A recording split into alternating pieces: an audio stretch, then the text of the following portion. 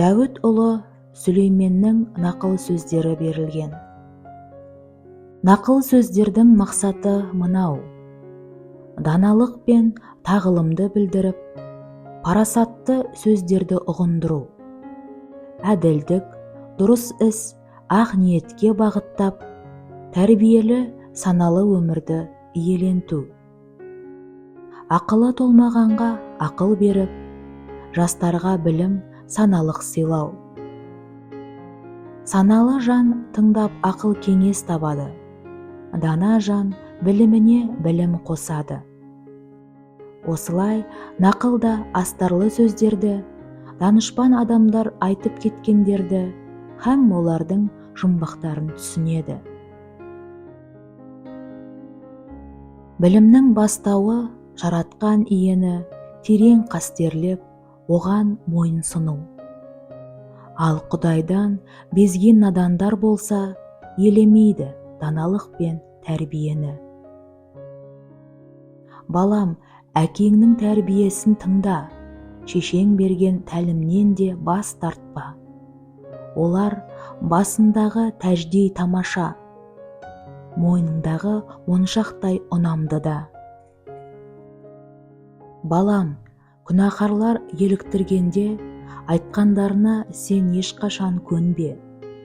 Олар сені шақырып былай десе: «Қанекей, кеттік, біреуді аңдиық, сол бір айыпсыздың жолын торыйық, аңдаусызда бас салып қанын төгейік, сондайларды тып-типыл тонайық, көрге түсіргендей түгел бітірейік. Алуан асыл заттарға ие боламыз, үйлерімізді олжаға толтырамыз. Тәуекелге бізбен бірге бел байла, бар байлығымыз ортақ болады сонда. Балам, бұндайлармен бірге жолға шықпа, олардың жолдарына мүлдем жолама. Қылмыс жасауға олар құлшынады, қан төгуге асуға құмартады. Ал тор құру құстардың көз алдында құр-бекер пайдасыз іс болмай ма? Сол адамдар өз жандарын аңдиды, өздеріне тор құрып соңында құриды. Арам табысқа құмардың тағдыры сол, дүниеқор иесін жалмайды ол. Даналық көшелерде шақырады, алаңдарда дауыстап жар салады. Жұрт жиналған жерлерде даусы шығады, қала қақпасы алдында уағыз айтады. Аңғалдар, қашанғы аңғалдықты сүйесіңдер? Мазақшылдар, қашанғы мазақтай бересіңдер? Ақымақтар, қашанғы білімді жек көресіңдер?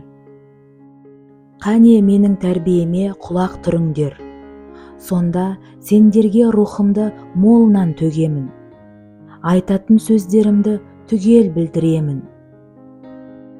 Бірақ шақырсам да тыңдаудан бас тарттыңдар, құшағымды жайсам да назар аудармадыңдар. Ақыл кеңесіме мүлдем ден қоймадыңдар, ескертулерімді де қабылдамадыңдар. Сол үшін қиналған кездеріңде күлемін, үрейлерің ұшқанда келеке етемін. Қорқыныш сұрапыл дауылдай соққанда, зобалаң бастарыңа құйындай туғанда, қайғыға ұшырап сендер тарыққанда, сонда естімеймін мұндайлар шақырғанмен. Мені таппайды шарқ ұрып іздегенмен, өйткені олар білімді жек көрген, жаратқанды қастерлегелері келмеген. Ақыл кеңесімнен менің безіп кеткен, бар ескертулерімді менсінбей жүрген. Сондықтан олар істерінің жемісін жейді, өз қулық сұмдықтарына кенеледі.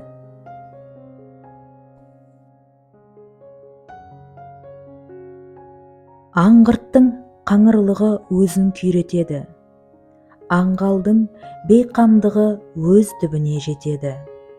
ал мені тыңдаған қауіпсіз тұрады, еш пәледен қорықпай алаңсыз болады.